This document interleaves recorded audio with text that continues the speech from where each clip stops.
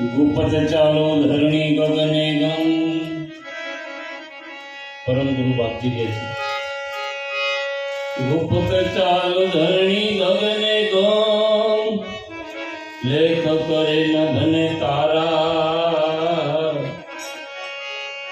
14 लोक की मन की जाणू। प्रकृति लियो अवतारा।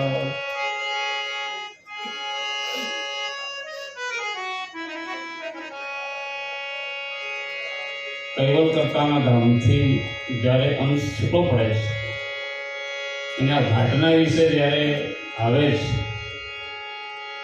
ઘણી વાર પ્રશ્ન થાય કે આવીને એને ક્યાં સ્થાન લીધું. નાભીમાં કોઈ કહે છે, કોઈ હૃદયમાં કહે છે, કોઈ ભ્રગુટીમાં કહે છે, કોઈ સસદન કમળમાં કહે છે, કોઈ રોમ રોમમાં કહે છે, કોઈ કણકણ નહે ભગવાન એમ કહે છે. તો એની સાથ પરફેક્ટ ક્યાં સ્થાન લીધું એની વાત પરમ ગુરુ બાપજી ખુદ કહે છે એક વાણીમાં.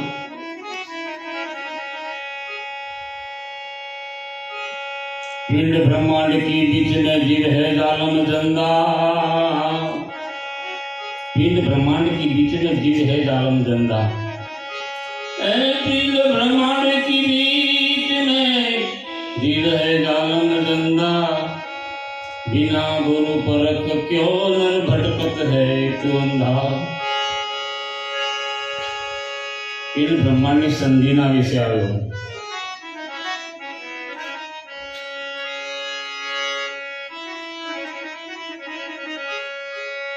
और मास रुद्र लोहन चरणे सीधे हो मासी.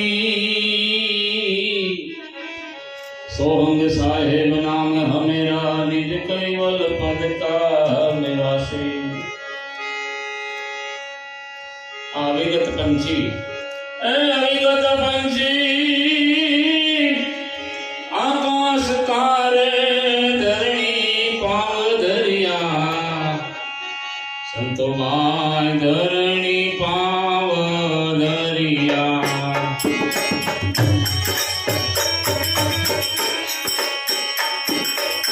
नवो खंड में पाक पाथरी.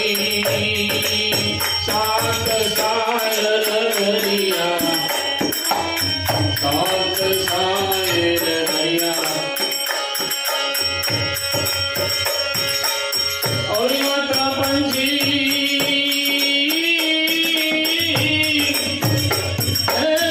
आकाश तारे धरणी पाव धरिया. संतो भाई धरणी पाव धरिया. नव खंड में पाक पाथरी. सात सायर धरिया. संतो भाई सात सायर धरिया.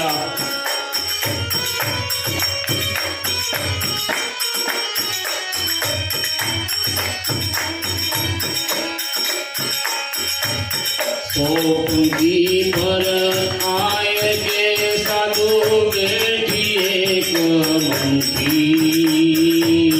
बेटी एक मंकी. माया रूपी माँ को बेटी. सोपुंगी पर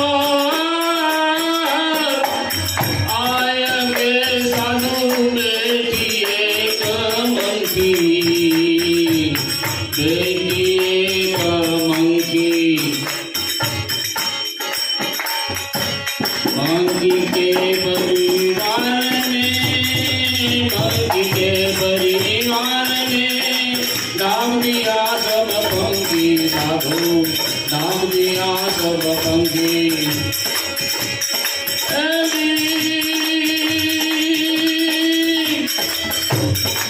अविगत पंछी आकाश तारे धरणी पाव धरिया. संतो भाई धरणी पाव धरिया.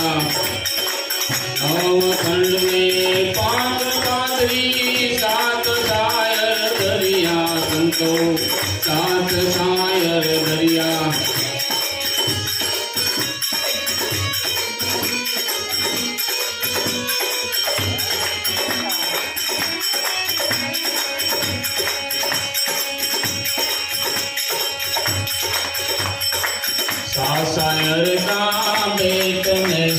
पंखी काहे तारा, पंखी काहे तारा। शायर का बेट में साधु पंखी काहे तारा, पंखी काहे तारा।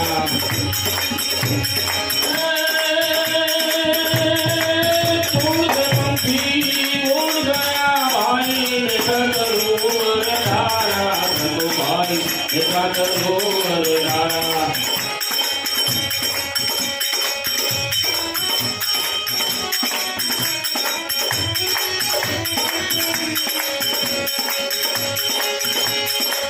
उन्नत पंछी आकाश तारे, धरणी पाव धरिया, सतो भाई धरणी पाव धरिया। नौ खंड में पांच पादरी, सात सायर धरिया, संतो सात सायर धरिया।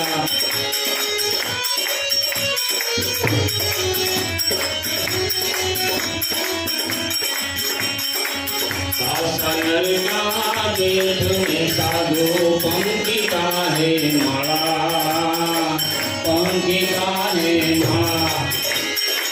शायर का बेट में साधु पंखी काहे माला, पंखी काहे माला।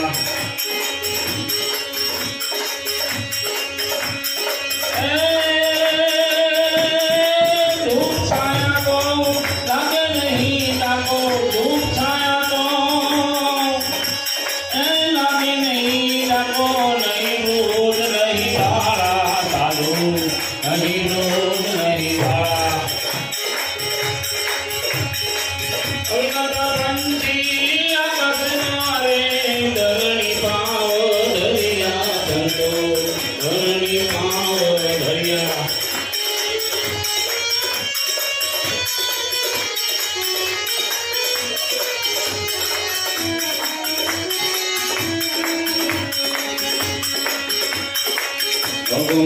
अर्थ है साधो, जाने को संत सुहागी, जाने को संत सुहागी।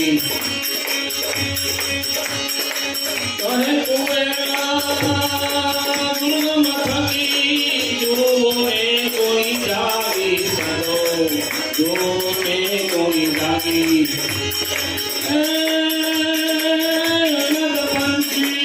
आकाश तारे, धरणी पाव धरिया, संतो धरणी पाव धरिया। नौ खंड में पांच पादरी, सात सायर धरिया, संतो सात सायर धरिया, सात सायर धरिया। पंखी सात सायर धरिया। भगवान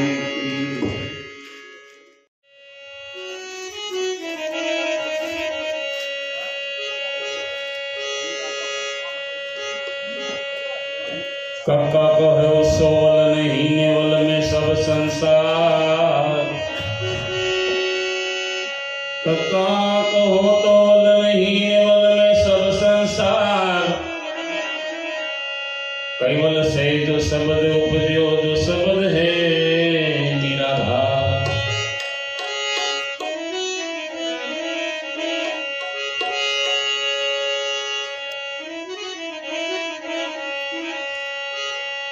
तो पृथ्वी के रो पिंडो बनायो, पृथ्वी के रो पिंडो बनायो। अने जागड़ो लई क्या बैठो हसे, दरिया ने तो जेणे अंजलि करी। एगो कारीगर क्या तो बैठो हसे।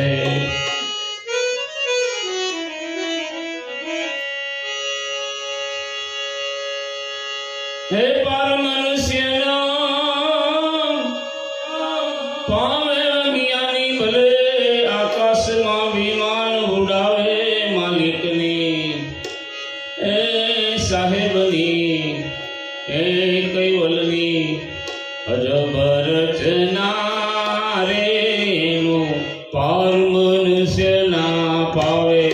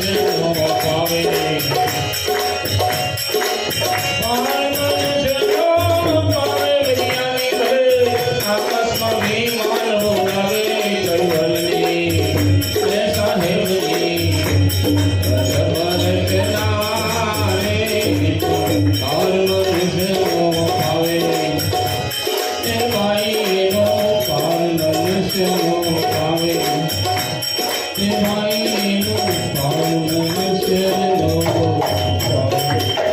और श्रीमद परम गुरु करुणासागर भगवान की जय। महान तपस्वी रघुराम जी महाराज की। दिशकृत स्वराज कामेश्वर दत्ता की कृष्ण स्वामी महाराज की हेमंत करुणा सागर भगवान की नरेश सागर महाराज की महान तपस्वी रघुराम महाराज की परमहंस सुखानंद जी महाराज की विष्णुदास जी महाराज की महान परमहंस सुखानंद जी महाराज की विष्णुदास जी महाराज की शांतिदास जी महाराज की विठलदास जी महाराज की विठलदास जी महाराज की सर्वसंतन की सर्वदेवन की कैवल धाम की दुर्गादी शारदा की कायम पंथ की ज्ञान संप्रदाय की बाल तिलक की पंचम प्रथम वेद की जगास्थान की वांछित प्रारंभ समय का सत्केवल साधे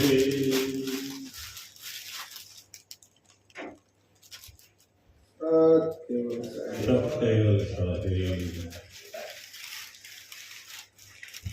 काले जगदीशदास जी महाराजे बीजा केतु से प्रारंभ कर આપણે છે પરમ સિદ્ધાંત પ્રણવ કલ્પતરુ પહેલેથી ગ્રંથની શરૂઆત મંગલાચરણથી શરૂ કરેલી છે.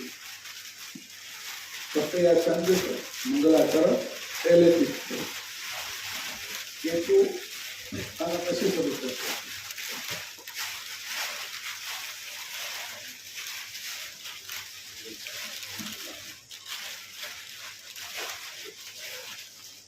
केवल परम सिद्धांत कांत जिनु सदचिद आनंद सामरथ सर्जन सकल जगल निज हंस सदित गंध. केवल परम सिद्धांत कांत जिनु सदचिद आनंद सामरथ सर्जन सकल कल निज हंस सरित गंध. જગતભરના સમગ્ર સિદ્ધાંતોથી કેવલ સિદ્ધાંત સર્વોપરી અને શ્રેષ્ઠ છે. કારણ કે સદચિત અને આનંદ રૂપી ઝલક તે કેવલ કરતા કેવલ પોતાની છે. અહમ બ્રહ્માસ્મિથી પર બ્રહ્મના પ્રકાશક પોતે समर्थ करता केवल समग्र पसाराना संचालक अंश स्वरूप बीजना उत्पादक होय ते सदा सुदोदित कायम केवल केवल छे. जगतभરના સર્વ સિદ્ધાંતોથી કેવલ સિદ્ધાંત સર્વોપરી છે. જે આપણે અત્યાર સુધી વાત જ ચાલી કે બધાથી શ્રેષ્ઠ સિદ્ધાંત છે.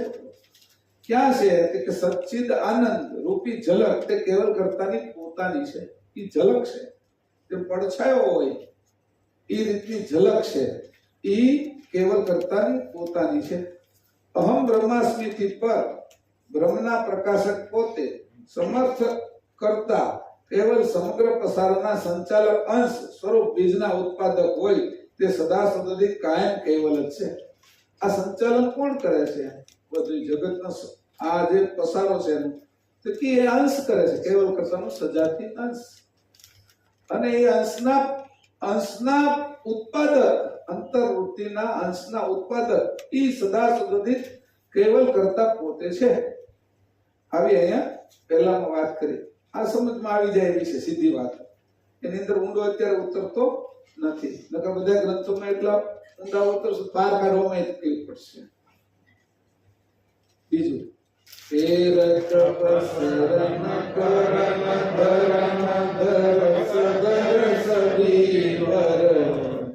समित पुष्टि समस्त उदय करणास्त સમષ્ટિભરિત મુષ્ટ પુનિતમ તુષ્ટિકર તેરક પસરન કરન ધરન ધરસ ધરસ દીવર સમિત પુષ્ટિ સમસ્ત ઉદય કરનસ્ત સમષ્ટિ ભરિત મુષ્ટ પુનિતમ પુષ્ટિકર જેની પ્રેરણાથી અંશો દ્વારા પસારો ચાલે છે, જેની પ્રેરણાથી અંશો દ્વારા આ બધો પસારો ચાલે છે, તે પોતાના પ્રકાશ બ્રહ્મરૂપી હાથ વડે સમગ્ર વડે પ્રથમ ધરી રહેનાર હોય અસંખ્ય કલ્પે ડગે નહીં એવા સર્વ શિરોમણી કેવલ જ છે. તેમજ સમસ્ત દ્રશ્ય અને અદ્રશ્ય સૃષ્ટિને શુદ્ધ રજોગુણ દ્વારા રચના કરનાર, શુદ્ધ સત્વગુણ દ્વારા પોષણ કરનાર અને તમોગુણ દ્વારા સંહાર કરનાર તેમજ ફરીવાર ઉત્પન્ન કરનાર પણ પોતે જ હોય. સમગ્ર જગત ને આનંદમય રાખવું તેમજ સંહારવું તે કરતા કેવલની મુઠ્ઠી ભરની ઘણી સહેલી વાત છે. આપણે કઈ ચપટી ભરમાં કરે કે આ રીતે સહેલું આ બધાનો પસારો કરવો. પહેલા તો ઉત્પન્ન કરવું રજોગુણથી, કીધું શુદ્ધ રજોગુણથી.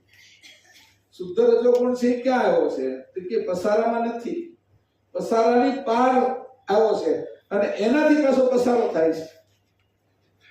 આપણે ભજીયા તળતા હોય તો જારો આપણા હાથમાં છે, હાથ કઈ ભજીયા તળવામાં જતો નથી, જારાનો જે આગળનો ભાગ છે એનાથી ભજીયા કાઢી છે એટલે હાથે વળતો નથી અને ભજીયા પણ તળાઈને બહાર આવે છે. એવી રીતે શુદ્ધ છે એ રજોગુણ એ કેમાંથી બન્યો છે? શુદ્ધ રજોગુણ છે એ અમિત માત્રામાંથી બનેલો છે.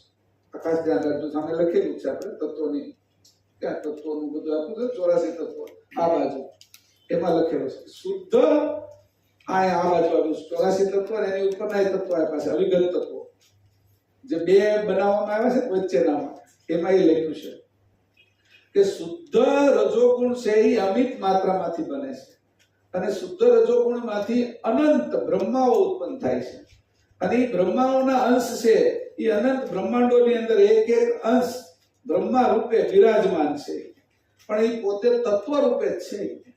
એને જે ગ્રહણ કરીને જે ભેગું કરે છે એમાં જે રજોગુણને ભેગો જેને કર્યો છે એ બધા બ્રહ્મા છે. પ્રોટોન એટલે બ્રહ્મા. ઉત્પત્તિનું કામ પ્રોટોન કરે છે, ચલાવવાનું કામ ઇલેક્ટ્રોન કરે છે અને નાશ કરવાનું અથવા એનો છેલ્લો એ ન્યુટ્રોન છે. એટલે આપણે એને 3 ગુણની અંદર વિભાજિત કરી નાખ્યા. વિજ્ઞાનિકોએ હમણાં કહ્યું પણ આપણે પહેલેથી જ કહેતા હતા આ વાત. બ્રહ્મા વિષ્ણુ શંકર ઉત્પત્તિ કરવી, એને ચલાવવું અને નાશ કરો, પ્રોટોન ઇલેક્ટ્રોન ન્યુટ્રોન. આ રીતે પરમાણુની રચના કરી. આ પરમાણુ જે બન્યો છે એની વાત આ જગ્યાએ કરવામાં આવી છે કે એને પછી શુદ્ધ અને જેની એને ધારણ કર્યા એ એના વાહક થયા, વાહન તરીકે એ બધા જેને એને ધારણ કર્યા એ. એટલે આપણે કોઈ વસ્તુ ધારણ કરીએ તો વાહક થાય, એ રીતે એના વાહક થયા. જેની એની ઉપાસના કરી એટલે એની જેવા થયા. શિવની ઉપાસના કરતા કરતા પોતે એના તત્વને ધારણ કરી રાખે એટલે શિવ થઈ જાય, એવી વાત હતી કે એ તત્વને જે ધારણ કરે છે એ પ્રમાણે એની ગતિ હોય છે. આપણે મનુષ્ય તત્વને ધારણ કર્યા આપણા અંશે એટલે આજે મનુષ્ય થયા છીએ. આપણે હજી કઈ દેવત્વ તત્વને ધારણ કરીએ, એના ગુણો આપણી અંદર છે એ ધારણ કરતા જઈએ, એનો જમાવ કરતા જઈએ તો આપણે એ પ્રમાણેનું પદ પ્રાપ્ત કરીએ. આ બધા પદ છે, અંશનું પદ નહીં. અંશ અલગ છે પણ આ જે આ ઐશ્વર્યનું પદ આપણે પ્રાપ્ત કરીએ. એટલે અહીં કીધું કે એના દ્વારા જેની પ્રમાણે અસંખ્ય અંશો પસારો ચાલે, અસંખ્ય અંશો દ્વારા આ બધો પસારો ચાલશે અને પ્રકાશ બ્રહ્મરૂપી હાથ વડે પ્રથમ ધરી રહેનાર કોઈ હોય અસંખ્ય કલ્પે પણ ડગે નહીં. આ અસંખ્ય કલ્પે પણ ન ડગે એવું એની અડગ ડગે નહીં એવું ઈ બ્રહ્મ ઉત્પન્ન કર્યું. અડોળ બ્રહ્મ છે. અકર્તા એને કીધું એટલે, અને અવિગત પણ કીધું, જે ગતિમાં નથી આવતું એવું. એ એને બધાને ધારણ કરેલું છે અને 3 પ્રકારે ઈ કોઈ સમગ્ર જગતને આનંદમય રાખવું. આ જગતને બધાને આનંદમય રાખવા, બધા અંશોને પોતપોતાના આનંદમાં રાખ્યા છે. પોતાનો આનંદ છે એ પોતાના જેવો છે, સમજે છે. જે મળનો કીડો હોય એને મળમાં તો આનંદ આવે જ છે અને જે ફૂલની અંદર જે ભમરી હોય એને ફૂલમાં તો આનંદ આવે જ છે. એટલે તેને છોડીને જતા નથી. આપણે કહીએ આપણે મળનો ત્યાગ કરી પણ એ કૂતરા અને ભૂંડને એનો આનંદ આવે છે, તે એનો આહાર કરે છે. એમ આપણે પણ કોનો આહાર કરી છે આપણને ખબર નથી, પણ આ આહારો આ પ્રમાણે ચાલ્યા છે બધા. તો મૂળ આહાર કયો છે ત્યાં સુધી પહોંચવાની વાત છે. અને કીધું કે આ બધું ઉત્પન્ન કરવું અને એને ચલાવવું અને એનો નાશ કરવો એની ચપટી વગાડે એવું કાર્ય છે. આ મુઠ્ઠીભરની સહેલી વાત છે, ઘણી સહેલી વાત છે. લલિત અંશજીનું મલિન ભલિત ભવ કલિસંક સકલ નહીં નલિત લલિત અંશજીનું મલિન ભલિત ભવ કલિસંક સકલ નહીં લલિત. આ કળી કાળને વિશે કોઈ પણ ધર્મ પંથ કે શાસ્ત્રના સિદ્ધાંતોમાં અંશને ભવ પારંગત થવાનો સુગમ માર્ગ બતાવ્યો નથી કે જેથી અંશ સાચી કમાણી કરે અને ભલી રીતે ભવ પારંગત થાય અને નિર્ભય થઈ રહે. આ કળી કાળને વિશે કોઈ પણ ધર્મમાં, પંથમાં કે શાસ્ત્રમાં એવું કોઈ સિદ્ધાંત કે અંશ ભવ પારંગત થાય. બુદ્ધિશાળી થાય છે બધા, ગ્રંથોનું વાંચન કરે છે, રામાયણની કથા કરે છે, ભાગવત કથાઓ ચાલે છે, ક્યારેક સપ્તાહ ચાલે છે, ક્યારેક મહિનાઓ સુધી કથાઓ ચાલે છે, કુંભ મેળાની અંદર ઘણા પ્રસંગો થાય છે, પણ અંશને પારંગત કરવાનો એમાં કોઈ માર્ગ, સુગમ માર્ગ બતાવેલો નથી જેથી અંશ સાચી કમાણી કરે. આ બાજુ જે કમાણી કરી છે એ ખોટી કમાણી છે. આ આંધળા માણસ હોય ને એને અગર બહુ મહેનત કરાવી લીધી હોય એને કાગળિયા ગણીને કે આ 100 ની નોટ છે તને 5 આપું છે એમ કહી દીધી હોય તો એને ખબર નથી. અત્યારે તો સેન્સિસ વાળા છે તો તરત ખબર હું ખોટું બોલે છે એમ હતી કે આપને, કારણ કે એના હાથમાં એટલી, પણ એનાથી આંધળા હોય જેને એની ખબર જ નથી પડતી. એમ આપણે એવા આંધળા થયા છીએ. ઘાટ ભાવ એવો લાગ્યો છે, દેહ ભાવ એવો લાગ્યો છે, દેહોસ્મી એવો લાગ્યો છે કે આપને કઈ ખબર નથી કે આપણે કમાણી શું કરવી. મહેનત રાત દિવસ કરી પણ સાચી કમાણી કરી શકતા નથી. કારણ કે અહીંયા જ્યારે જેટલી કમાણી આ બાજુની કરી એ બધી જ કમાણી મૂકી જવાની છે. સાથે લઈ જવાની કમાણી આપણે કરી શક્યા નથી. આ શરીર છોડી અને સાથે લઈ જવાની તમારે અગર કમાણી હું એમ કહી તો જીવનભાઈ કીધું કે આજ તમને જે કીટ આપવામાં આવી છે ગ્રંથથી તમારે ઘરે લઈ જવાના છે. એ ઘરે લઈ જઈશું પણ એમ કીધું હોય કે તમારે આ છે એ તમારે શરીર છોડો ત્યારે સાથે લઈ જવાના છે એમ કીધું હોય તો કેમ એ કમાણી નથી આવતા. આ સમજણની અંદર આવે છે. તમે જો સમજી જાઓ અને અંશની આ સમજણમાં વાત ઘૂસી ગઈ તો આ ગ્રંથ, આ સમજણ તમારી સાથે આવશે, એ તમને સાથે લઈ જશે. એક પ્રસંગ એવો હતો, ભાઈ હું એક કોઈ હતા શેઠ અને એક સંત હતા, એને આગળ કીધું કે મારી આગળ એટલી બધી કિંમતી વસ્તુ છે, એટલું ધન છે, એ આ બધું મારે તમને અર્પણ કરું છું, હું કઈક મોટો દાની છું એમ. એટલે એને કીધું કે વાત બરોબર છે કે તું જો મારું એક કામ કરે ને તો હું તારો દાનનો સ્વીકાર કરું એમ. તો કે હું કામ કર્યું, હું તો બધું કામ કરી મારી સામર્થ્યતા છે, હું નગર શેઠ છું. એને વખાણ કર્યા. તે કે એક સોય છે કે હું મરું ને તો તું સ્વર્ગમાં આવે ને તો મને આ સોય આપજે કે. હવે એને કીધું કે હવે એમાં સોય આ બધું કામ ઘરે લઈને ગયો સોય. પછી કીધું તમે આજે એના ઘરના એવડી હોશિયાર હશે, કઈક થોડા સમજતા હશે. એને કીધું કે આજ સંતાગર ગયા તો કઈ તમે આશીર્વાદ લઈને આવ્યો કે આશીર્વાદ તો નથી લઈને આવ્યો કઈ, પણ મને એવું કીધું કે આ મને તારે સોય છે તું સ્વર્ગમાં, હું સ્વર્ગમાં જાઉં અને તું જો સ્વર્ગમાં આવે તો આ સોય તારે મને આપવાની, એટલે સોય લઈને આવો. એ કે હું વાત કરો છો કે એની સોય તમે લઈને જશો કે સ્વર્ગમાં તમારું શરીર નથી લઈને જવાનું, તેની સોય ક્યાંથી લઈને જશો? એટલે એ પછી સોય લઈને પાછા આવ્યા. કે આ વાત પાછી છે. કોઈ ગયા છે, મારા બાપા ગયા, એના બાપા ગયા, આ બધું ધન સંપત્તિ તો મૂકીને ગયા, એના શરીરો મેં બાળી દીધા કે મારા બાપાને મેં બાળી દીધું કે આ સોય કેમ લઈને જાય છે? રાતે રાતે ચક્કર ખાતો આવ્યો બાપુ આગળ પાછો સંત આગળ. એ કે આ વાત છે એ કે આ સોય ન લઈ જાવ. તો કે તું તારું છે એમ કે એ તારી વસ્તુ તું જો લઈ જા ને એવી હોય તો તારી, નકર આ સંસારની કે તારી વસ્તુ તું લઈ ન જા. તું જે મને દાન દેવાનું એ તારું નથી કે એ તો આ સંસારનું છે, આમાંથી મેળવું ને એ તું મને આપવાનો છે. સાચી કમાણી જે કરી કે એ તારી સાથે આવે એ કમાણી. એટલે એની કીધું કે આમાં કોઈ સાચી કમાઈ કરે અને ભલી રીતે બહુ પારંગત થાય અને નિર્ભય થઈ રહે એવો મને કોઈ દેખાતો નથી. આ જે ધર્મ અને પંથની અંદર શાસ્ત્રોની અંદર જે વાત કરવામાં આવી છે એના માટે પ્રસંગ નાનો છે પણ સમજણ મોટી. સાચી કમાઈ કેવી છે અને આપણે કીધું હતી ગયા સત્રની અંદર કે ભાઈ તમારે આ બધી લઈ જવાનું છો, તમને આપ્યું આ તમને આપ્યા લાડવા ખાઈ જવાના છે કે આ બધું લઈ જવાનું છે. પણ પછી એને કીધું કે કૈવલ ધામ ની અંદર આ બધું નહીં ચાલે, તમારો ખુદનો ગ્રંથ ચાલશે. 18 ગ્રંથની અંદરથી એક ગ્રંથ તમારો પોતાનો સ્વરૂપનો ગ્રંથ તમારે જો કાઢી શકો તો એને તમે લઈ જઈ શકશો.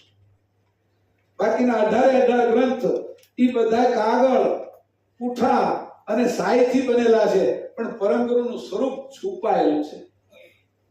એ છુપાયેલા સ્વરૂપને બહાર કાઢવાનું છે.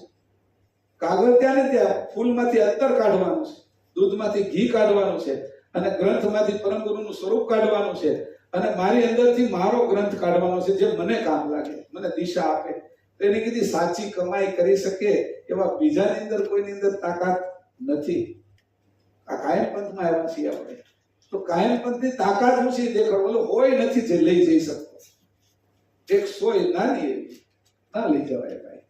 અરે સોયની ક્યાં કરો છો? પાપડનો વાળ ના લઈ જવાય, એને બાળી દેવાનો. તો કે સમજણ લઈ જવાય. તારી સમજણ એવા સ્થાનમાં છે જે જાણમાં પડેલી છે અને તું જાણ સ્વરૂપ છો. પાછો તું ઘાટ સ્વરૂપ નથી, તું જાણ સ્વરૂપ છો. એટલે જાણ તારી સાથે આવે, કારણ કે સજાતી વસ્તુ તારી સાથે આવશે. વિજાતી વસ્તુ તારે છોડી દેવી પડશે. વિજાતી વસ્તુ તરીકે શ્વાસ લઈ જવાનો તો શ્વાસે નથી લઈ જવાનો, એ છોડી દેવાનો. એટલે છેલ્લે કે આનો શ્વાસ છૂટી ગયો, શ્વાસ છોડી દેવાનો. જો ખરા કે ફલાણા ભાઈ હતા અમારે કાળુ દાદા, કે એનો શ્વાસ છૂટી ગયો કે આ બપોરે 2 વાગે, શ્વાસ છોડી દીધો, શરીર તો છોડી દેવાનું હતું. તો એને કીધું જો આ જાણ છે તારી, જે જાણ સ્વરૂપ તું છો, તું સજાતીનો છો. એવી સાચી કમાણી ક્યાંય દેખાતી નથી સંસારમાં. ચોથી, વ્યાપી તવ વિતતીર્થરહિતરમલમત સમલ સહિત વિનુમલ મલિતન તત.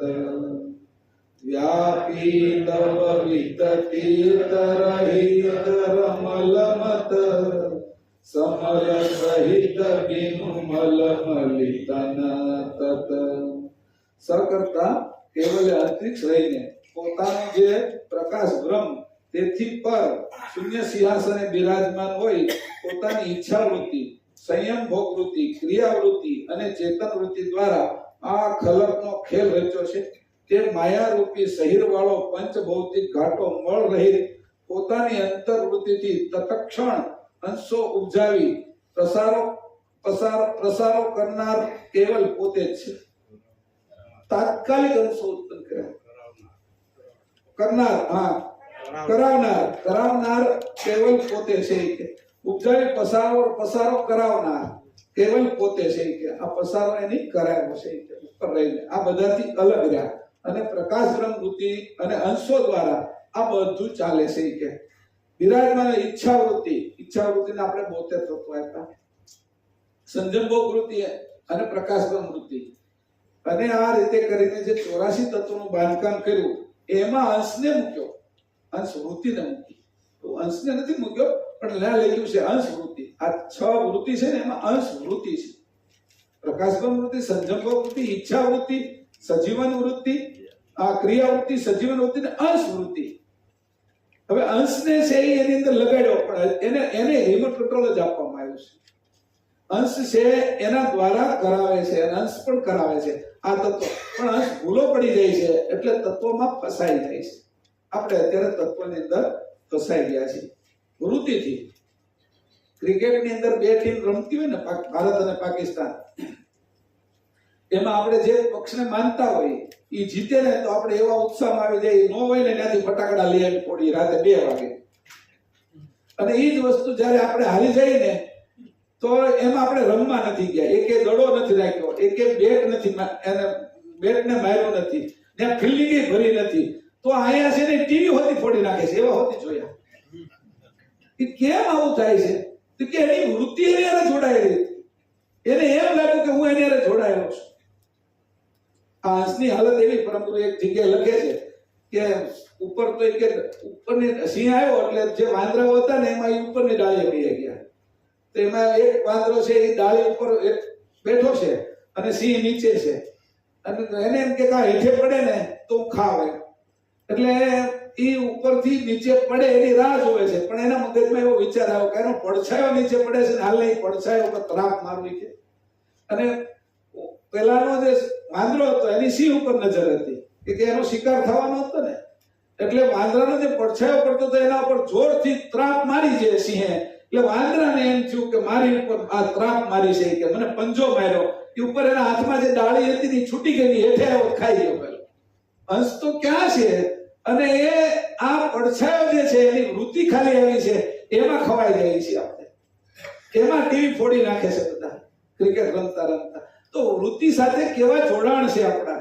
એ વૃત્તિનું જોડાણ મારું એવું છે કે એની અંદર મને એમ લાગે ગાડી બહાર પડીને મારી છે, પણ મેં વેચી નાખી હોય ને એને કોઈ તોડી નાખે, એક્સિડન્ટ કરે તો મને હવે કાંઈ લેવા દેવા નથી, કેમ કે છૂટા પડી ગયા. એમ આ તત્વથી સમજથી છૂટા કેમ પડવું અને એને ચલાવવા એ રીત દેખાડી કે તું એની હારે જોડા, હંસ વૃત્તિથી કે જોડાણ. અને આ બધા આ પસારો કરાવનાર કેવલ પોતે છે, એનો કેવલનો તું અંશ હોય. કે 5મી અમલ અચિત ઉત્તર મિત જીત તિત લગીન સ્થિત કાય કિલ મિસ્તહિત. અમલ અચિત ઉત્તહિત મિત જીત તિત લગીન સકત જીત કાય કિલ મિસ્તહિત. અંશો એ પંચભૌતિક ઘાતનું સ્થાન લીધું ને અમલ ચલાવ્યો, પણ તેની વૃત્તિ જયાને ક્યાં વિલમાઈ ગઈ. આ ચોટી ગઈ વૃત્તિ. ઓલા ક્રિકેટમાં ચોટી ગઈ, ગાડીમાં ચોટી ગઈ, જ્યાં પંચભૂતના શરીરમાં ચોટી ગઈ, વિલમાઈ ગઈ. તે પ્રકૃતિમાં જ મીટ માંડી રહ્યા અને પ્રકૃતિના માયા સ્વરૂપ ખેલમાં જાળમાં અંશો ફસાઈ રહ્યા ને પોતાનું હિત માયાવી જગતમાં જ માન્યું. અંશોએ પણ પોતાનું હિત માયાવી જગતમાં માન્યું. મારું હિત આ જગતમાં છે. કેમ? એને કોઈ કહેનારું નથી. હવે આ બાજુ આવ્યો ને એટલે એનો મણી છે ને એ મુકાઈ ગયો કે, અને મણી છે એ બીજા લઈ ગયા. પરંતુ મેં કીધું છે એક જગ્યાએ કે શેષના જે વંશજો હતા એમાંથી ઘણાને એવું થયું, પાતાળ લોકમાંથી તલ વિતલ અતલ સુતલ તલાતલ રસાતલ અને પાતાળ, 7મું છેલ્લું તલ, એમાંથી એને થયું કે મનુષ્ય લોકમાં જાય, ભૂર લોકમાં જાય, તળ ઉપર જાય ત્યાં શું છે કે, તો એ જોઈ. એટલે એ પોતે છે એનો પોતાનો કંઠની અંદર મણી રાખતા હતા. એ જ્યારે કઈ મણી છે એ પોતાની અંદર ઉત્પન્ન થતો છે, અને મણી એ કિંમતી હતો. પોતે ત્યાં જે પાતાળમાં હતા ત્યારે તો એનો ખોરાક રોશન સમીરાનો હતો, એટલે ત્યાં ભૂખ તરસ લાગતી એને નહોતી. અને જેવા મનુષ્ય લોકમાં આવ્યા અને નાકથી શ્વાસ લેવાનું શરૂ કર્યું એટલે 5 પ્રકારના જે કહેવાય ને વિકારી પ્રાણાયામો એના નાકની અંદર પ્રવેશ કર્યો. જેવા વિકારી પ્રાણાયામે પ્રવેશ કર્યો એટલે તરત એને ભૂખ તરસ લાગી. એને ખબર ન પડી કે આ મને કઈ પીડા થાય છે, કે બહુ ભૂખ તરસ લાગી. એમાં છે એને કઈ ભાન નહોતું, અને એને ભૂખ તરસ લાગી. એ પ્રણવે એને ગતિ કરાવી. ઉંદરડા ડેડકા બધા જાતા હતા ને તે મણી પાછો નડે એટલે મણી મૂકી અને ચારો ચરવા જાય તો મણી કોઈ ઉપાડી જાય. એમ આપણે છે એ પંચ જ્યારે માનવ ઉદરમાં હતા ત્યારે તો આપણે કોઈ ભૂખ તરસ જેવું કાંઈ હતું નહીં, પણ જેવા જન્મ થયો અને 5 પ્રકારના પ્રાણ વિકારી નાકમાંથી અંદર ગયા એટલે આપણી જે સુરતા હતી, જે આપણે મણી આપ્યો તો કે આ મણીથી તું પાછો આવી કે શેષના ધામમાં, એમ આપણે પણ એ મણી ગુમાવી દીધો. એ જાણ રૂપી મણી એ ગુમાવી દીધો. કોણ કે તું અંશ કેવલ કરતાનો છો, તું આ બાજુનો પ્રકૃતિનો નથી. આ પ્રકૃતિની માયાના સ્વરૂપના ખેલમાં એ જાળમાં તું ફસાવાનો છે, ત્યાંથી કાઢે કોણ આપણે? તો એ કે અને પાછું માયામાં જ હિત કોઈ કાઢવા આવે ને તો એ આપણે હું ત્યાં નહીં આવું કે માયામાં જ હિત સમજીએ આપણે. આ જગતમાંથી કોઈ બચાવવા આવે તો એ આપણે જાય નહીં પછી, કારણ કે આનો ખોરાક એવો લેવાઈ ગયો ને આપણે, એ ખોરાક વશ થઈ ગયા ને આપણે. હવે પછી શેષના ધામે આ મણી નથી એટલે પહોંચી નથી શકતા, એટલે પછી પોતાની હજુરમાંથી પોતાનો જે મક્કમ જે અંશ હોય કે તું જા તો આ બધા જે અંશોને પાછા લઈ આવ. કે એટલો સમય વહી ગયો કે અડધો કલ્પ વહી ગયો અને કલ્પ પૂરો થયા છતાંય અંશો કેમ અહીંયા આવ્યા નહીં? એ ભૂલા પડ્યા છે કે મારી કરતા વધારે એને સુખ ન્યા મળે છે, અથવા એને કોઈ ફસાવ્યા છે? કપટ જાળની અંદર, તો એ કે તું જાણી અને એને એના સ્વરૂપે કરી અને એનું સાચું સ્વરૂપ બતાવી અને એને તું અહીંયા પાછા લાવ, એના માટે ક્યું બેર કરતા હે કુવેર, એના ઉપરથી કુવેર સ્વામીને હે મોકલ્યા જે પરમ ગુરુનું સ્વરૂપ છે, એની સાથે જોડાયેલા છે. આપણું જોડાણ તૂટી ગયું, આપણે જોડાયેલા નથી. એ જોડાયેલા હતા એટલે કેટલાય ધામમાં ગયા, એની કેટલી માયા હતી, એ ધામના કેટલાય સુખો હતા, એ એને પકડી ન શક્યા. મૃત્યુલોકમાંથી પછી જાય છે ત્યારે બધાને કહે છે કે તમે મારા શરીર ઉપર મોહ નહીં રાખતા, કે મારું આ ચેતન ચિદ સ્વરૂપ છે, કે આ તો તમને બતાવવા માટે અને તમને તારવા માટે, તમે જેવા ઘાટે થયા છો એવો ઘાટ મારે લેવો પડ્યો છે. એટલે એના માટે એને સમજાવવા માટે પરમ ગુરુ પોતે આ રૂપ લઈને જે આપણી સામે આવ્યા છે, તો એનો મણી બચેલો છે, આપણો મણી બચેલો નથી. અને એ મણી ક્યાં છે તે કે આપણે જાણ દેવા આવ્યા છે, જાણ રૂપી મણી છે. અત્યારે લઈ જવાનું છે, કે બીજું કોઈ નથી લઈ જવાની, આ જાણ લઈ જવાની છે. આ માયાવી જગતની અંદર જ સુખ આપણે માન્યું છે. આ માયાવી જગતની અંદર સુખ માનવાનું બંધ કરીએ કે આપણે અંદરથી સંસારમાં રહેવા, પણ સાર વસ્તુને જાણવાની. અને સંસારમાં રહીને જો અસાર વસ્તુમાં વયા જાય તો હજી આનાથી નીચે પડી. આ મનુષ્ય જન્મ લ્યો, પરમગુરુએ કીધું છે કે 4 દ્વારે પ્રણવ છૂટે છે, હંસ નહીં. મુખમાંથી છૂટે છે, કે બ્રહ્મરંધમાંથી જાય છે, ઉદાસસ્થાનમાંથી જાય છે, અને આંખમાંથી જાય છે. આ લખ્યું છે. પણ કે મારો જે થશે એને આ કોઈ દ્વારની કોઈ બંધન નથી, કે હંસને કઈ આવવા જવાનું છે નહીં, એવી સમજ વાળો થાય તો. બાકી જો પ્રાણની હારે એકતા વાળો થાય, આપણે જેમ શરીર હારે એકતા વાળા થઈ ગયા એમ પ્રાણની સાથે એકતા વાળો થાય, તો એની 4 અવસ્થામાં એ પ્રાણ છોડશે ત્યારે જે નક્કી કરેલા ઘાટોની અંદર જશે, તો એની અંદર હજી નીચે અસારની અંદર રહે છે. અત્યારે તો સારમાં છે, આ સંસારમાં છે, સંસારમાંથી સારમાં જવાનું છે, અસારમાં નથી જવાનું. એ ગતિ માયાવી ગતિમાં આપણે પડવાનું નથી. એવી રીતે અહીં કીધું છે, અંશની અલેપતાની જાનિત કહિત ગમ, વહત વિવિધિતાની રહત જમકે તમ. અંશની અલેપતાની જાનિત કહિત ગમ, વહત વિવિધિતાની રહત જમકે તમ. પરમ કૃપાળુ ભગવાન કરુણાસાગર કહે છે કે અંશો કેવલના સજાતી હોવાથી સદા માયાથી અલિપ્ત જ છે. અંશો સદાય અલિપ્ત છે, કે માયાથી તો પંખો છે અલિપ્ત છે, છતાં જ્યાંને ત્યાં બહુવિધ વિચિત્ર પ્રકારની માયાવી રમતમાં, ખેલમાં, ભૂલવણીમાં અટવાઈ ગયા અને જે તે શરીરે સાક્ષી રૂપ થઈ રહ્યા છે. મેં તમને જે ક્રિકેટનું ઉદાહરણ આપ્યું એવું જ છે. આપણું અંશ છે એ આ જે રમત હાલે છે ને 84 તત્વની, એ રમતની અંદર એના મય થઈ ગયો છે. અને પેલા વાંદરાના પડછાયા હારે એકતા હતી, એમાં એ મરી ગયો છે. તો આ જે પડછાયા રૂપી જે 84 તત્વ છે એ આપને ઉપયોગ કરવા માટે આપ્યા છે, કે તું આની અંદર જા તો તું તને જાણી શકે અને મને જાણી શકે, અને આ મારો ખેલ શું ચાલે છે, મારું કૃત શું છે એને પણ તું જાણી શકે. તો એ સમજણ માટે આપણે મોકલ્યા છે, અને એ સમજણ મૂકીને આપણે અણસમજણમાં ગયા છીએ, અસમજણ છે આપણે અત્યારે. તો એ જે સમજણ છે એ સાક્ષી રૂપે હતા. હવે તત્વની હારે આપણી એવી ગોઠવણ થઈ ગઈ છે કે તત્વથી અલગ રહેતા જ નથી આપણે. એટલે કીધું કે એક વખત તું દૂધમાંથી ઘી તો થઈ જાય, પછી તું દૂધમાં તું પાછો પડે ને તો હવે તને દૂધ છે એની અંદર રાખી નહીં શકે. તું એને સમજી લે, એકવાર એક પ્રક્રિયા કરી લે, કે એક એવી પદ્ધતિથી તને જુદો કરી લે, કે આ સમજ રૂપી કે તું મંથન કરી લે. અને આ મંથન કરીશ તો પ્રકૃતિના તત્વથી તને જુદું રહેતા આવડી જશે. પછી ભલે સંસારમાં રહેજો, એ જ ઘીને તમે ગરમ કરીને દૂધમાં નાખો તોય ગરમ કરેલા દૂધની અંદર એ પછી ભળતું નથી. એ પછી તને કે ગભે એવું કરશે તો એક વખત અંશે થઈ જાય. તો એક વાર આ કમાણી કરી લે, જો તું છો એ રીતે તું સમજી લે. તું ડોક્ટર થઈ જશો, તું વકીલ થઈ જશો, તું એન્જિનિયર થઈ જશો, પ્રોફેસર થઈ જશો, તું શિક્ષક થઈ જશો, કોઈનો પિતા થઈ જશો, કોઈનો મામા થઈ જશો, તું અંશે થવામાં તને વાંધો આવશે. તું માન્યતા રાખે છો બધી, એ તો આ બાજુની છે. અને આ કાંઈ હું તને અંશે થવાની જે વાત અને તને સમજથી સમજાવું છું એ કાંઈ માન્યતા નથી, એ સત્ય વસ્તુ છે. અને આ મામો છો છે તો તું મામો બની ગયો, એ તો તને મામો બનાવી દીધો છે.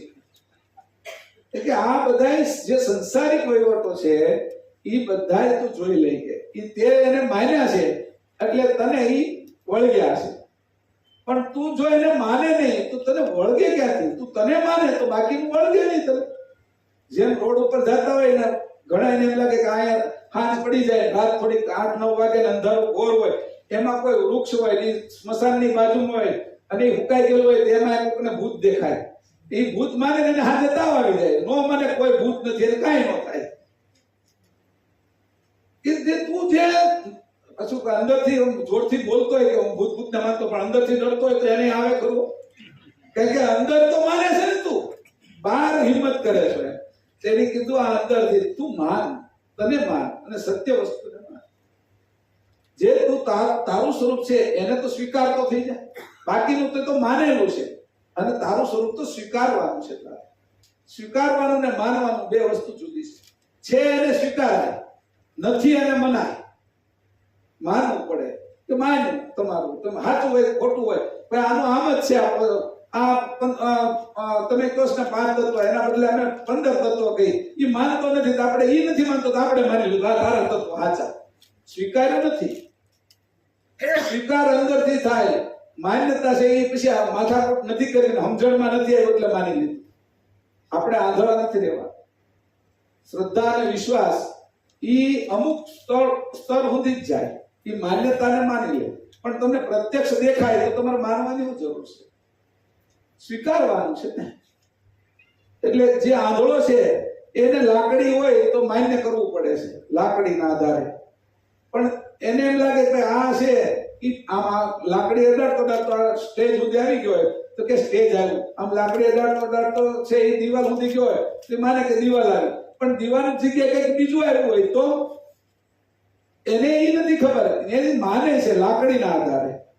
એટલે જે સમજ આ બાજુની છે એ લાકડી જેવી છે. આપણા સ્વરૂપની સમજ છે એ લાકડી જેવી નથી, ખુલ્લી આંખ છે, એમાં માનવાનું નથી.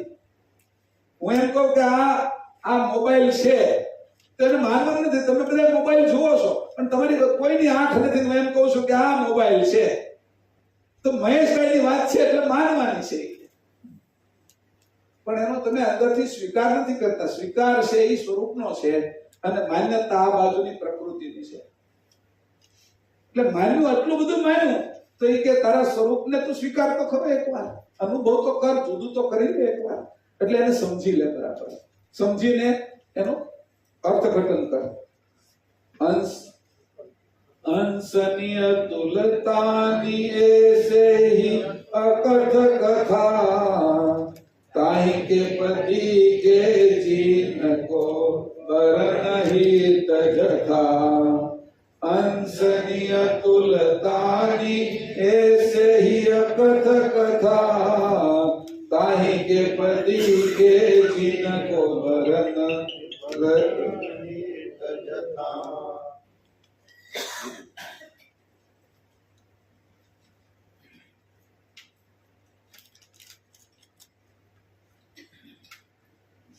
પરમ દયાળુ ભગવાન કરુણાસાગર કહે છે કે અંશ આ પ્રમાણે સઘળા તત્વોથી ન્યારો સાક્ષી રૂપે હોય તેની તુલના ભૌતિક તત્વો સાથે થાય તેમ નથી. અને આપણે ભૌતિક તત્વો સાથે જોડાઈ ગયા છીએ, જેથી એવા અવર્ણનીય અંશો તથા અંશોના પતિ સકર્તા કેવલનો સ્વ અનુભવ કરી શકાય તેવી કળકુચીનું અંશોના હિતાર્થે યથાર્થ વર્ણન કરું છું.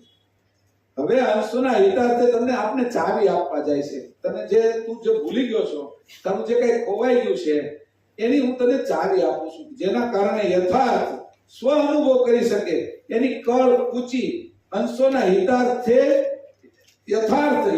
યથાર્થ વર્ણન કરું છું. ચાવી એટલે ત્યાં લોખંડની ચાવી કે રિમોટ કંટ્રોલ વાળી ચાવી નથી.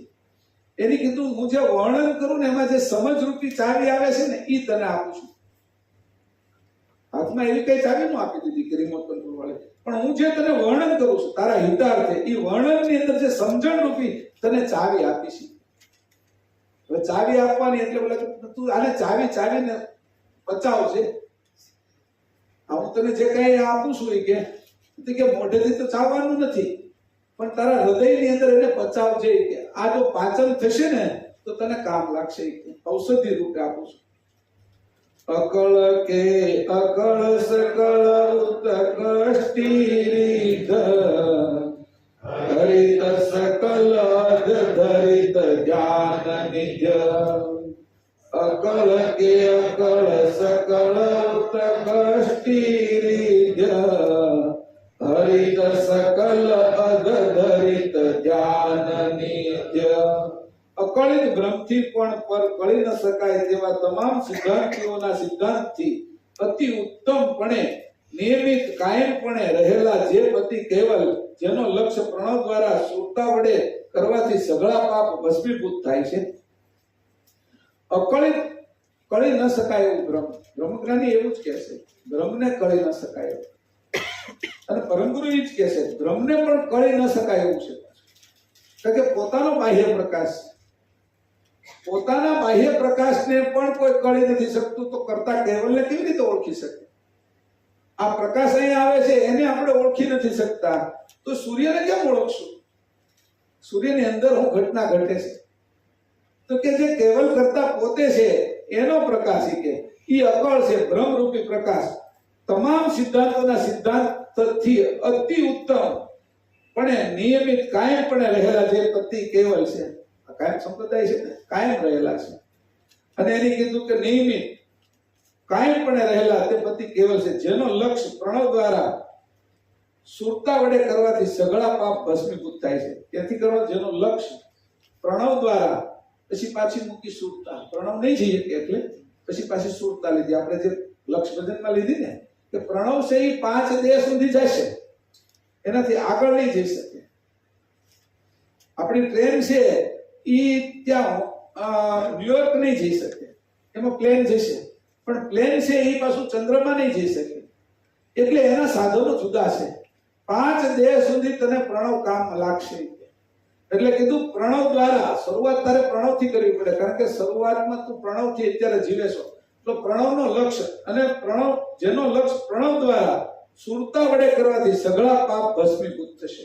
પછી જ્યારે તું સુરતાની અંદર જાય તો આ બાજુના બધા પાપો ભસ્મીભૂત થઈ જશે. હજી વૃત્તિ ઉત્પન્ન થઈ, પાપો બાળવા માટે સુરતા સુધી પહોંચવું પડે, અંશે થવા માટે હજી સુરતા સુધી નથી પહોંચ્યા, એ વૃત્તિથી થવાશે. વાત સમજો. સુરતા છે એ શું કરે છે કે પ્રણવની અંદર જે પાપો થયેલા છે એ બધાને બાળીને ભસ્મીભૂત કરશે સુરતા. અને જ્યારે તને પ્રણવનો લક્ષ્ય આવશે, પ્રણવ દેહની અંદર તું જાય અને અંકુરી જે સુરતા પડેલી છે એ સુરતાથી નીચેના દેહના જે કરેલા કર્મો એ બધા ભસ્મીભૂત થઈ જાય છે, કારણ કે પ્રણવ રહેતો નથી, ખાલી સુરતા રહેશે. તો પ્રણવ નથી તો પ્રણવ જ નીકળી ગયો હોય. જેમ ઝાડને તમે થળિયામાંથી કાપી નાખો તો ઉપર રહેલા માળા જે પક્ષીઓના છે એ રહેતા નથી, એમ પ્રણવ જ નથી રહેતો તો એની ઉપર વાસ કરવા વાળા કર્મ પણ કેવી રીતે રહેશે કે એનો પણ નાશ થઈ જશે. એવી રીતે સુરતા દ્વારા તમે પ્રણવની અંદર પ્રણવને શુદ્ધ કરી નાખ્યો અને એની અંદર રહેલા પાપના જે પાપ કર્મ હતા એ બધા ભસ્મીભૂત કરી નાખ્યા. તો એનો અર્થ એવો નથી કે તમે અંશે થઈ ગયા. સુરતાથી હજી ઉપર જવાનું છે, વૃત્તિ થવાનું છે અને વૃત્તિ અંશે થશે. સુરતા તો તમને આ તત્વથી છૂટા પાડ્યા. તો અહીંયા આવી વાત કરી અજર કે અજર સચર ચિર સ્વાધી સદ બ્રહ્મ કે પરંત અંત ખંડ અનાદિ પદ. અજર કે અજર સચર ચિર સ્વાધી સદ બ્રહ્મ કે પરંત અંત ખંડ અનાદિ પદ. કેવલ કરતા બરાબર અજર અમર અંશોના પતિ હોય, સચરાચર અંશોના શિર પર સાક્ષી રૂપે રહેલા હોય, સર્વને સ્વાધીન રાખી પોતે સત કેવલ છે અને તે સત સ્વરૂપ કેવલ બ્રહ્મથી પર બ્રહ્મના પ્રકાશક આધાર હોય, અખંડ સ્વરૂપે આદ્ય અંતથી રહી અનાદિ પદે તે પોતે કેવલ છે. પર છે બ્રહ્મના પ્રકાશક છે, પણ કેવલનું સ્વરૂપ શું? એટલે આ બાજુથી કીધું પરમ ગુરુએ કે મેં એને પંચ વિશેષણ રૂપી વરમાળા પહેરાવી. કીધું ભાઈ બધા વેદ છે એના મહાવાક્યો છે અને બધા વેદના મહાવાક્યો આપણે નીચે લખ્યા કે ભાઈ ઋગ્વેદનું મહાવાક્ય શું છે તો કે અહમ બ્રહ્માસ્મિ. પછી કીધું યજુર્વેદનું મહાવાક્ય શું છે તો સદ ચિદ અને આનંદ. પછી કીધું કે સામવેદનું મહાવાક્ય શું છે તમ પદ તત્પદ નાસી પદ તત્વમસી. અને અથર્વવેદનું મહાવાક્ય શું છે તો એની કીધું અહો અયમ નિર્મલ. તો કે પંચમ વેદનું મહાવાક્ય શું છે એની મહાવાક્ય પછી વેદના આધારે નથી, આ બાજુથી એને મૂકવામાં આવ્યું છે. એટલે કેવલ કર્તા ઉપર પંચમ વેદનું મહાવાક્ય એટલે મેં અહીંથી પતિ ઉપર આરોપણ કર્યું છે એવું પરમ ગુરુ કહે છે. તેને હું કીધું કયું મહાવાક્ય કીધું આપણું આદ્ય સક્રત સ્વરાજ કરુણેશ કેવલ, આ મહાવાક્ય છે એ આપણું. તો પંચમ વેદનું મહાવાક્ય છે અને એ મહાવાક્ય છે કે એને કેવલ કેવા છે. પ્રકાશક સુધી તો જોઈ લીધું, પ્રકાશ સુધી તો જોઈ લીધું. પ્રકાશક પુરુષની સ્થિતિ શું છે, આદ્ય કેવા કીધું કે એના પહેલા કોઈ છે નહીં, ઈ જ છે. આગળ એની ઉપર કોઈ છે નહીં. આદ્ય સક્રત આ બધા ક્રતને ઉત્પન્ન કરે છે, અક્રત ઉત્પન્ન કરી શકતું નથી. અને ક્રતની અંદર વિશેષ ગતિ નથી, જેટલું ભરેલું છે એટલું કરી શકે. ક્રતની અંદર એ વિશેષ ગતિ નથી, નવીન ઉપજાવવાના પક્ષમાં એ સમર્થ નથી. સકર્તા કેવલ નવીન ઉપજાવવાના પક્ષમાં સમર્થ છે. એટલે એની કીધું અકૃત અને સગુણ રૂપી આ બાજુનું કૃત એમાં બે ઈ નથી. એટલે એને કીધું આદ્ય અને સક્રત બધું જ કરી શકે. કેવું કરી શકે? કર્તુમ માં કર્તુમ અને અન્યથા કર્તુમ. આ ત્રણેય વસ્તુ જે કરી શકાય એવી છે, નથી કરી શકાય એવી છે, ઈ કરી શકે. અને આ કરી શકાય અને ન કરી શકાય એનાથી પરની વસ્તુ પણ કરી શકે. આવી સ્થિતિ છે એને સક્રત કીધું, સક્રતા કીધું. આદ્ય સક્રત સ્વરાજ. બીજા એના ઉપર કોઈનું રાજ્ય નથી, પણ તારા ઉપર ક્યાં કોઈનું રાજ છે? તે માની લીધું છે આ તત્વ તારા ઉપર રાજ કરે છે. તું જો તારા સ્વરૂપે થાય તો તારા ઉપર ક્યાં કોઈનું રાજ છે? તું તો એનો જ અંશ છો ને. વાત તો ન્યા ગઈ ને આપણી કે જેવા ઈ છે બાપ એના ગુણ મારી અંદર તો છે ને. એ આદ્ય છે તો હું એનો અંતર્વૃત્તિનો અંશ છું. હું કઈ આજકાલનો નથી.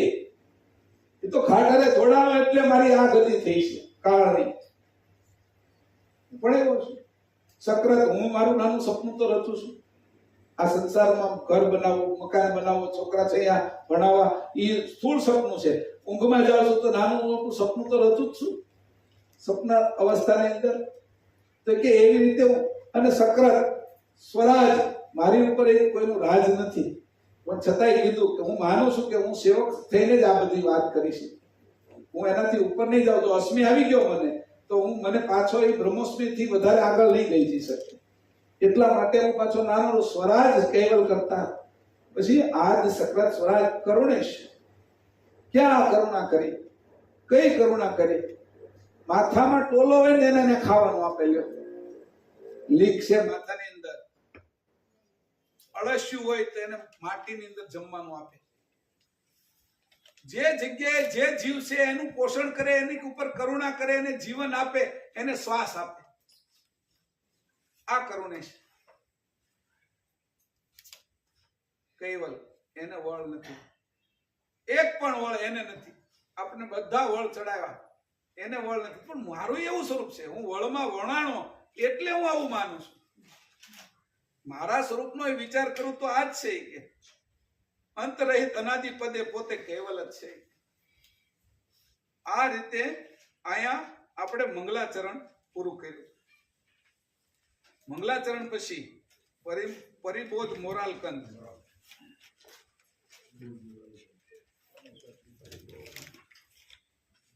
હવે આમે અંતરું આપણે પેલું નથી એટલે અહીંયા પૂરું કરીએ છીએ. અને આગળ પછી મંગલાચરણ બે થઈ ગયા, અગાધ ગતિનું અને અહીંયા પણ આ મંગલાચરણ પૂરું થયું. હજી આપણે એક મિનિટ તો ખાલી પ્રશ્નની વાત આવી એટલે પુરુષ કદી સ્ત્રી બને એવું સપનું આવે નથી આવતું. કારણ કે હા એનો આ એક વાત છે કે જે કોઈને પુરુષને જે સપનું આવે એમાં પોતે પુરુષ જ હોય, અને સ્ત્રીને જે સપનું આવે એમાં પોતે સ્ત્રી જ હોય. કેમ? ચોથા અને પાંચમા મહાકારણ અને પરમ કારણ દેહની અંદર જે ઘટના ઘટે છે એના આધારે આ નક્કી થયું. પરમ કારણ દેહની અંદર જે તત્વની પોખડી કરી છે એ પરમ કારણ દેહ. કે સપનું ક્યાં છે? તો કે બીજી અવસ્થામાં. સપનું છે એ સપના એટલે બીજા દેહમાં છે, પણ પોખડી ક્યાંથી કરી છે? પરમ કારણ દેહથી બે જુદા થયા છે. જો પરમ કારણ દેહમાં પહોંચે તો પછી પુરુષનો સ્ત્રીને, સ્ત્રીની પુરુષ થઈએ, પણ સપના અવસ્થા એ આપણું બીજો ઘાટ છે. સમજાણું? બીજા ઘાટની અંદર એ બાદ ન થાય. આ વાત સમજી લીધો. કેવી રીતે થાય? કે પાંચમા પરમ કારણ દેહની અંદર ગયા છે અને એની અંદર એની સ્વાધીનતા પ્રાપ્ત કરી છે, તો એને છે એ સ્ત્રીમાંથી પુરુષ થવું હોય તો થઈ શકે છે, અને પુરુષમાંથી સ્ત્રી થવું હોય તો થઈ શકે છે. એના ઉદાહરણો પરમ ગુરુએ આપ્યા હતા કે તત્વની ઉલટસુલટ કરે તો એ રીતે પુરુષનો સ્ત્રી ને સ્ત્રીનો પુરુષ થઈ શકે છે, પણ પાંચમા પરમ કારણ દેહની અંદર નીચેના ન કરી શકે. મામલતદારને જે અધિકાર આપ્યો હોય 5 ગામનો, એ 5 ગામ પૂરતો મામલતદારનો અધિકાર રહે, પણ કલેક્ટર છે એ જિલ્લા સુધીનું કામ કરી શકે. એટલે જિલ્લાનો અધિકાર ન હોય તો એ કરી ન શકે. એટલે જે પાંચમા પરમ કારણ દેહના અંતર્ગત આ સપના દેહ આવેલો છે, એટલે સપનાની અંદર આ ઘટના ન ઘટે. આનું કારણ આ, બીજું કઈ.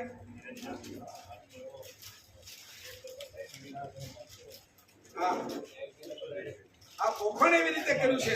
અવ્યાકૃતના 8 ભાગ સ્ત્રી વિશે મૂકેલા છે એ પરમ કારણ દેહમાંથી. એવી રીતે 2 ભાગ એના પુરુષના મૂક્યા, નિરંજનના. પુરુષની અંદર 8 ભાગ નિરંજનના મૂક્યા અને 2 અવ્યાકૃતના. એ ત્યાં જાય તો ફેરફાર થાય. પણ હોય ખોવાણી છે આપણી અંધારામાં, ઝૂંપડીમાં, અને ગોતની બહાર તો નહીં મળે. એટલે આ રીતે અહીંયા પૂરું આપણે 4 ભાષામાં, ગુજરાતી, હિન્દી, અંગ્રેજી અને મરાઠીની અંદર. પછી ઉપનિષદો છપાવ્યા, ગીતા, મહાભારત, ગીતાના તત્વજ્ઞાનો છપાવ્યા. કિલ્લા પાડી અહીંયા છે વલસાડની પાસે સ્વાધ્યાય મંડળ. એ બધા કામની અંદર જો RSS નું ઘણું કામ કર્યું, વિશ્વ હિન્દુ પરિષદનું કામ કર્યું, રામશિલા પૂજનના કામમાં ગયો, કાર સેવાની અંદર ગયો, અને હીરાનો ધંધો પણ કર્યો. દેશ વિદેશની અંદર ધંધો પણ કર્યો, અને અત્યારે ચાલુ છે. મારો હીરાનું કામ છે, હીરાની ફેક્ટરી છે અને જ્વેલરીની ફેક્ટરી છે. અને આ સાથે આ બધાયની સામે હું ન જોતા 2001 થી નિરંતર આ સંપ્રદાયની અંદર આવ્યો. અહીંથી મને ઈચ્છા થતી કે મારે કઈ શીખવું છે તો અમદાવાદ જઈને અઠવાડિયું 15 દી આખી રાત બેસીને ત્યાં જે શાંતિદાસ હતા, ત્રિકમ બાપુ હતા, એ બધાય મોહનદાસજીના શિષ્ય હતા, અને એ બધાય એટલા બધા પ્રખર હતા. બબરુદાસ જે પછીથી સંત થયા, એ બાબુભાઈ સુથાર અને માસુકભાઈ, એવા બધા જે ત્યાં આ જ્ઞાનના જાણકાર લોકો હતા, એની સાથે બેઠો, બેહીને અભ્યાસ કરતા શીખ્યો. અહીંયા આવ્યો 2004 મંદિરે. 2004 ની અંદર આવી અને હું બેસતો પૂરેપૂરો સમય, જેટલો સમય બેસાય એટલું. સવારમાં ક્યારેક 4 વાગે આવી જાઓ અને બેસું. આખો દી રાતના 12 વાગે જતો. અભ્યાસ એટલો થાય એટલો. હું બેઠો રહેતો, ભગત ત્યાં બેઠા ઉપરથી જોતા કે આ માણસ કઈક જિજ્ઞાસુ છે કે દેવજી ભગત. એટલે આવીને મારી બાજુમાં બે અને મને રામાયણ ને મહાભારત ની પેલા વાત કરે કે આ છે એ આ રામાયણ ને મહાભારત ની વાત સમજે છે. પછી એની પંચમ વેદ આ તેની વાત કરી. અભ્યાસ તો મારો શરૂ જ હતો, અને અભ્યાસ કરતા કરતા પછી આ ગ્રંથની અંદર જેટલું ઊંડું ઉતરાય એટલું ઉતર્યો. ત્યાર પછી છે એ મારું શારીરિક સારું, શારીરિક સૌષ્ઠવ સારું હતું. શીર્ષાસન 3 કલાક કરતો. 92 થી મેં શીર્ષાસન શરૂ કર્યું હતું, અમુક સેકન્ડોથી. 3 કલાક સુધી શીર્ષાસન ની અંદર રહેતો. અહીંયા પછી મંદિરમાં હું કલાક તો શીર્ષાસન કરતો. કલ્યાણદાસ ની બધા હોય, રાત્રે પાછો અહીંયા 3 વાગે આવી જાવ, 2 વાગે આવી જાવ, હાલતા હોય સાથે. તો હું કોઈ પણ દેશમાં કોઈ પણ જગ્યાએ જાઉં તો એ મારો અભ્યાસ શીર્ષાસન નો હતો.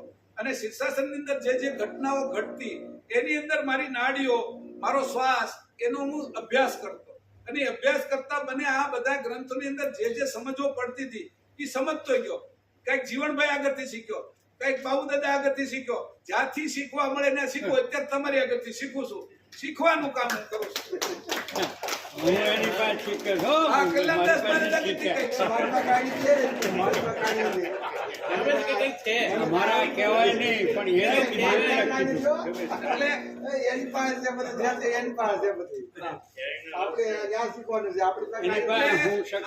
મારો મેં તમને જે પરિચય અપાય એ પરિચય આપ્યો. ધંધાની અંદર મને ધંધાની બધી સૂઝ પડે. હીરાનો વેપાર છે એટલે હીરા તો પારખતા આવડતું હતું. અને કયા હીરાની કઈ કિંમત કહેવાય, પણ અક્ષર પારખતા નહોતું આવડતું. એટલે હું બધે ફરીને આવ્યો. બધાની અંદર ભાવ, પ્રેમ, પ્રીતિ, સેવા જે કઈ કરાતું હતું એ આ શરીરથી મારથી જે થયું એ બધું કરતા અહીંયા સુધી તમારી આગળ પહોંચ્યો છું. મારો જે પરિચય તમે કીધો એ મેં એટલો આપ્યો. બાકી આ માં છે, બીજા બધા મારી સાથે રહે છે એ લોકો, એ બધા મારો નાનો પરિચય જે જાણતા હશે, મને આવડતો છે એની કરતા થોડો વધારે હશે ને. તો ઠાકરસિંહભાઈ છે, વિનુભાઈ છે, વાસુદેવસિંહ છે, અહીંયા બાબુ દાદા છે, પછી વિનુભાઈ છે, હેમાંશુભાઈ છે, આ બધા નાનું મોટું જે જાણતા હોય એ મારા વિશે જાણતા હોય. પછી આ યુટ્યુબ ઉપર મૂકી છે એટલે તમને એ હોતી ધ્યાનમાં આવ્યું છે કે યુટ્યુબ ઉપર કઈક થોડોક માણસે અભ્યાસ કર્યો એવું લાગે છે. આપણે જાય તો કઈક હું અભ્યાસ તો કરું છું, પણ તમને એમ લાગે કે આનો અમને અહીંથી કઈક મળે એવું છે, તો એ રીતે તમે પણ હું ત્યારે એવું સમજુ કે મને આની આગળથી હું મળે. હું તે લોભી છું, વેપારી છું, હું કઈ જવા દેવાનો નથી. તો મને તમારી આગળથી હું શીખવા મળે એ તો હું શીખી જ લેવાનો છું, કારણ કે અહીં હાથથી રોકાણવાનો છું. તો તમારી આગળથી કાંઈક તો લેવું પડશે ને મારે. જે રીતે આપો એ રીતે, પણ મને કાંઈક શીખવાડી જ જવાનું જે તમને આવડતું હોય. બરાબર. હવે આપણે 6:30 ઉપાસનામાં જવાનું છે. અહીંથી છૂટા પડશું. હું અહીંયા બેઠો છું, જેને મળવું હોય, વાતો કરવી હોય, આપણે હાવ છૂટથી વાતો હું તમને એક સોપાઈ કહું, એને આવડે. હું તમને એક કહું, એને મને કીધું છે ને કે આ કૂપખાનાની એટલે બુટ્ટી એ તમારે સમજવાનું છે. બુટ્ટી હોત આપણા પરમગુરુના ગ્રંથની છે વાત, બાકીની બહારનું મને કાંઈ આવડતું નથી. બુટ્ટી આ મહેશભાઈની વાત. બુટ્ટી હોત રસાયણી કરે ધાત કો હેમ, જીવ મટીને શિવ કરે યહાં આદર. એમ કે બોલો આદર કેમ અને એ કહે છે હું એને પછી શીખ્યો. તમારે આગળથી શીખ્યા ને આપણે બે આ મંદિરમાં જ મળ્યા રઘુરામજી. તમે સમજતા સોપાઈ સમજી લ્યો. પરમ ગુરુની છે એથી બારું એને કઈ આવડતું નથી. આદર ના એને પરમ ગુરુ ગ્રંથ નો આપણે એમ બેઠા છીએ અત્યારે જે ઘડીક આમ તેમ જવું હોય તો પછી